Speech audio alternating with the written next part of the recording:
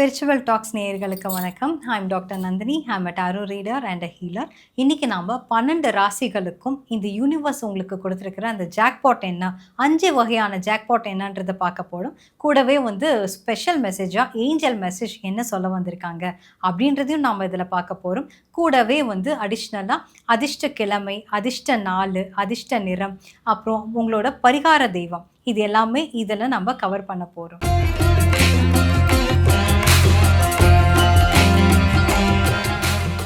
கடகராசி அன்பர்களுக்கு இந்த யூனிவர்ஸ் என்ன சொல்ல வந்திருக்காங்க, என்ன ஜாக்பாட், ஒரு 5 வகையான ஜாக்பாட்டை நம்ம பார்க்க போகிறோம். அந்த 5 வகையாக என்னென்ன ஜாக்பாட் உங்களுக்கு இந்த யூனிவர்ஸ் கொடுத்துருக்கு, உங்களுக்கான ஏஞ்சல் மெசேஜ் என்ன கிஃப்டாக கொடுத்துருக்காங்க, உங்களோட அதிர்ஷ்டமான கிழமை, அதிர்ஷ்டமான நிறம், அதிர்ஷ்டமான தெய்வம், அதாவது பரிகார தெய்வம், இதெல்லாம் என்னன்றது இப்போ நம்ம பார்த்துடலாம். உங்களுடைய ஃபர்ஸ்ட் ஜாக்பாட் என்னன்னு பார்த்தா wheel of fortune. Wheel of fortune அப்படின்னாலே நமக்கு எல்லாருக்கும் முதல்ல ஞாபகத்துக்கு வருது சுதர்சன சக்கரம் தான். நீங்கள் சுதர்சன சக்கரத்தை எடுத்து, பெருமாள் கையில் இருக்கிற சுதர்சன சக்கரை எடுத்து பார்த்தாலும், இந்த வீல் ஆஃப் ஃபார்ச்சூன் எடுத்தாலும் கிட்டத்தட்ட ஒரே மாதிரி தாங்க இருக்கும். இந்த வீல் ஆஃப் ஃபார்ச்சூன் எப்போவுமே ஒரு பாசிட்டிவான ஒரு கார்டு அப்படியே தான் நம்ம எடுத்துப்போம். அதாவது இது கூட வர கார்ட்ஸை வச்சு நம்ம பாசிட்டிவாக நெகட்டிவான்றது தீர்மானிக்கலாம். பட் என்னை பொறுத்த வரைக்கும் இது உங்களுக்கு கொடுத்துருக்கிற யூனிவர்சல் ஜாக்பாட்ன்றதுனால ஒரு பாசிட்டிவான ஒரு தன்மையை தான் இந்த யூனிவர்ஸ் உங்களுக்கு கொடுத்துருக்கு. அதாவது மிகப்பெரிய ஒரு அதிர்ஷ்டம், உங்கள் அதிர்ஷ்ட காற்று உங்கள் வாழ்க்கையில் வீச போகிறது அப்படின்றது தான் இந்த யூனிவர்ஸ் உங்களுக்கு கொடுத்துருக்க ஃபர்ஸ்ட் ஜாக்பாட். நெக்ஸ்ட் ஜாக்பாட் என்ன, செகண்ட் ஜாக்பாட் என்ன பார்த்தீங்கன்னா ஜட்ஜ்மெண்ட் கார்டு. இதில் யாராவது கோர்ட்டு கேஸு, ஒரு செப்ரேஷனில் இருக்கீங்க, கணவன் மனைவி, ஹஸ்பண்ட் அண்ட் ஒய்ஃப், நீங்கள் ஸ்ட்ரகிள் பண்ணிகிட்ருக்கீங்க, அதாவது டிவோர்ஸ் கேஸு, இல்லைனா ப்ராப்பர்ட்டி அசட், இந்த மாதிரி எந்த வகையான ஒரு கேஸு, இந்த மாதிரி கேஸ் வாசப்படியில், கோர்ட் வாசப்படியில் மிதிக்கிறவங்களுக்கும் உங்களுக்கு சாதகமாக இந்த பீரியட் முடியும் அப்படின்றது தான் இந்த யூனிவர்ஸ் உங்களுக்கு கொடுத்துருக்க செகண்ட் ஜாக்பாட். நீங்கள் பயப்படவே வேண்டாம், நீங்கள் கவலையே இனி பட வேண்டாம். உங்களுக்கு ஒரு வசந்தமான ஒரு புதிய உங்களுக்கான ஒரு ஜட்ஜ்மெண்ட், உங்களுக்கான ஒரு ஃபேர் ஜட்ஜ்மெண்ட் தான் உங்களுக்காக காத்துட்ருக்கு. அந்த ஃபேர் ஜட்ஜ்மெண்ட் கொடுக்கறது யார் அப்படின்னா இந்த யூனிவர்ஸ் அப்படின்றத நீங்கள் எடுத்துக்கலாம். இதுதான் உங்களுக்கு செகண்ட் ஜாக்பாட்.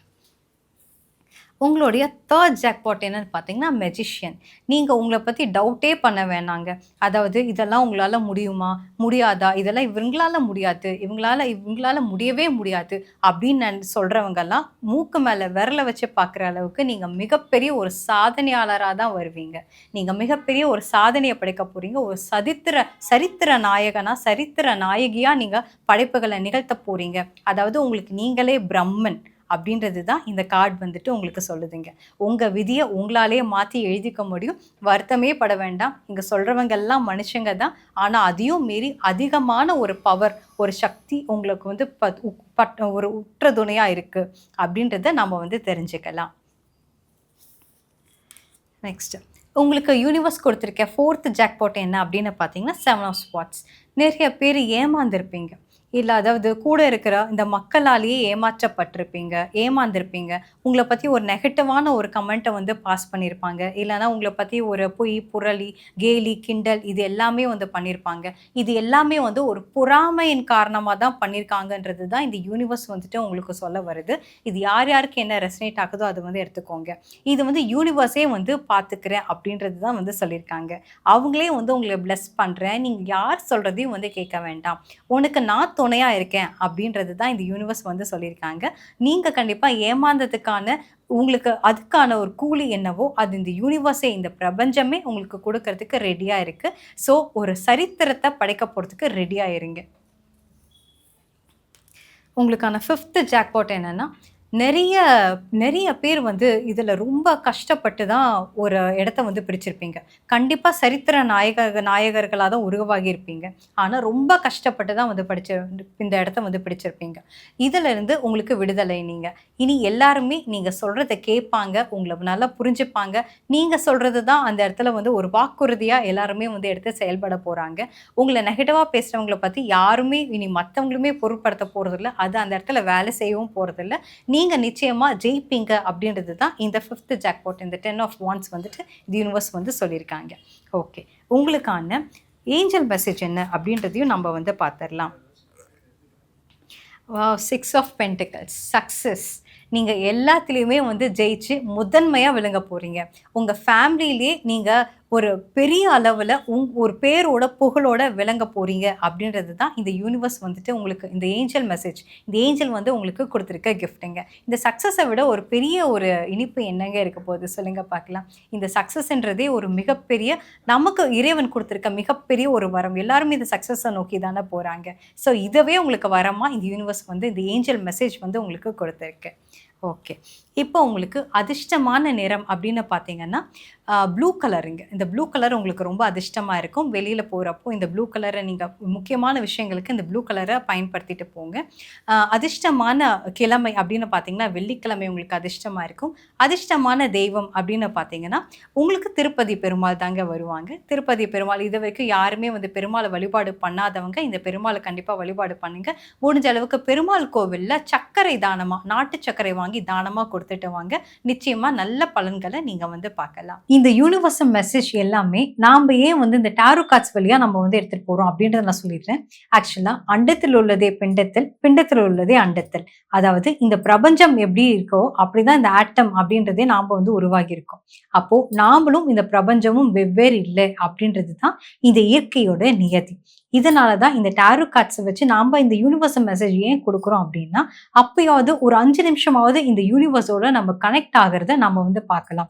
ஒரு இன்ட்யூட்டிவா இந்த யூனிவர்ஸோட நம்ம கனெக்ட் ஆகுறத பார்க்கறதுக்காக தான் இந்த டாரோ கார்ட்ஸ் மூலமா நாம இந்த ராசிகளுக்கான மெசேஜ் கொடுக்குறோம். இந்த யூனிவர்ஸோட நம்ம சொல்லும்போது தான் இன்னொரு விஷயமும் நம்ம வந்து சொல்லணும்னு தோணுதுங்க. அதாவது இந்த லா ஆஃப் மேனிஃபெஸ்டேஷன். இந்த லா ஆஃப் மேனிஃபெஸ்டேஷன் அப்படின்னு எடுத்துக்கிட்டா, இது வந்து ஒரு சிலருக்கு தெரிஞ்சிருக்கலாம். நிறைய பேர் யோசிக்காம கூட இருக்கலாம். ஆனா இன்னைக்கு நான் திரும்பவும் சொல்றேன். அதாவது இந்த லா ஆஃப் மேனிஃபெஸ்டேஷன் இது எல்லாமே ஆதி காலத்திலேயே வந்து நமக்கு கொடுக்கப்பட்டது. அதாவது இப்போ நம்ம law of attraction, law of manifestation எடுத்துக்கிட்டிங்கன்னா, நமக்கு தெரிஞ்ச இந்த மார்க்கண்டேய புராணத்தை ஒரு எக்ஸாம்பிளா எடுத்துப்போம். சித்தர்கள் தவம் பண்ணது அது எல்லாருக்குமே தெரியும். ஆனா இவருடைய வாழ்க்கையை எடுத்துக்கிட்டோம் அப்படின்னா, இவருக்கு சிவபெருமான் கொடுத்த அந்த வரத்தையே, அந்த விதியவே இவருடைய அந்த லா ஆஃப் அட்ராக்ஷன்ல, அதாவது மேனிஃபெஸ்டேஷன்ல மாத்தி எழுதினவர் தான் நம்ம மார்க்கண்டேயர் அவர்கள். இந்த மார்க்கண்டேய புராணம் படிச்ச அனைவருக்குமே தெரியும். சிவபெருமான் கொடுத்த வரத்தையே மாத்தி அவருக்கு திரும்ப என்றும் 16ன்ற ஒரு ஆயுள வந்து வாங்கினவர் தான் நம்ம மார்க்கண்டேயர். அப்போ இந்த மார்க்கண்டேய புராணம் அப்பவே நமக்கு சொல்லப்பட்டது.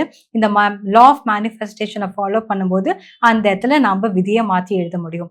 அப்போ அந்த இடத்துல விதி மாறும்போது நாமளே அந்த இடத்துல பிரம்மனா இருந்துதான் மாத்துறோமே தவிர நமக்காக யாருமே வந்து அங்க மாற்ற போறதும் கிடையாது.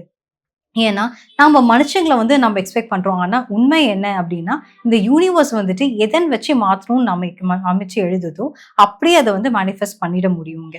இந்த யூனிவர்ஸ் என்ன தீர்மானிக்குதோ, அது அப்படியே முடியும். ஆனா, அந்த யூனிவர்ஸ தீர்மானிக்க வைக்க போறது யாருன்னா, நம்மளுடைய அந்த பாசிட்டிவான தாட்ஸ் தான். அந்த பாசிட்டிவான நம்மளுடைய எண்ண அலைகள் தான்.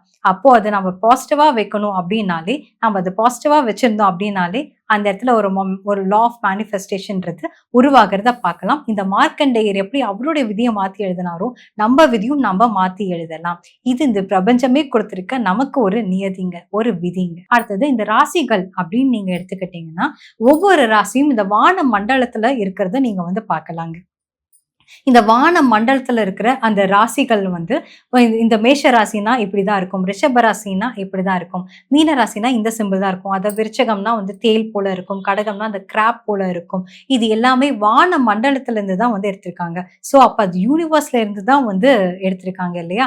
இந்த அதாவது இந்த இஸ்ரோ, இந்த சயின்ஸ் எல்லாமே தோன்றதுக்கு முன்னாடி ஆதி காலத்திலே இந்த வான மண்டலத்துல இருந்து நம்ம சித்தர்களே இது வந்து எடுத்து ஞான ரீதியா ஞானத்தால உணர்ந்து இதை நமக்கு கொடுத்திருக்காங்க இந்த ராசிகளை. இததான் வந்து இப்போ இந்த நவ கிரகங்களும் அதாவது இந்த கோள்களுமே பாத்தீங்கன்னா இந்த இஸ்ரோல இப்போ தோன்ற இந்த இஸ்ரோ வந்து இப்போ நமக்கு கொடுத்திருக்க இந்த பிளானட்ஸ் எல்லாம். ஆனா இதெல்லாம் தோன்றதுக்கு முன்னாடி ஆதி காலத்திலேயே நவ கிரகங்கள்ல கோவில் வந்து வடிவமைக்கப்பட்டதுங்க. அப்போ இந்த ராசிகள், இந்த நவகிரகங்கள் எல்லாமே இந்த சயின்ஸ், இந்த டெக்னாலஜி எல்லாம் வரதுக்கு முன்னாடி சித்தர்கள் மூலமாவே நமக்கு வந்து சொல்லப்பட்ட ஒரு உண்மையான ரகசியங்கள், உண்மையான விஷயங்கள். அதுதான் நம்ம வந்து கோவில்கள்ல பாக்குறோம் இல்லைங்களா? அப்போ இந்த ராசிகள் எல்லாமே வந்து ஒர்க் அவுட் ஆகுமா? இதெல்லாம் உண்மையானு கேட்டா இந்த யூனிவர்ஸ் என்னைக்குமே பொய் சொல்லாது. அதோட நம்ம இன்ட்யூட்டிவா இந்த யூனிவர்ஸோட கனெக்ட் பண்ணும்போது இந்த டாரோ கார்ட்ஸ் அப்படியே 100% உள்ளது உள்ளபடி சொல்லும்.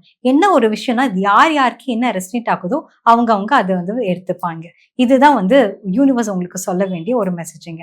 ஓகே. பை த வே இதில யாரெல்லாம் ஷேர் பண்ணணும்னு நினைக்கிறீங்களோ, நீங்க தாராளமா ஷேர் பண்ணுங்க. லைக் பண்ணுங்க, சப்ஸ்கிரைப் பண்ணுங்க. முக்கியமா உங்களுக்கு என்னெல்லாம் கமெண்ட்ஸ் போடணும், என்ன வந்து தோணுது, இல்ல கொஸ்டின்ஸ் கேட்கணும் அப்படின்னா கூட நீங்க கமெண்ட்ஸ்ல லீவ் பண்ணுங்க. நான் பார்க்குறேன். அனைவருக்கும் நன்றி.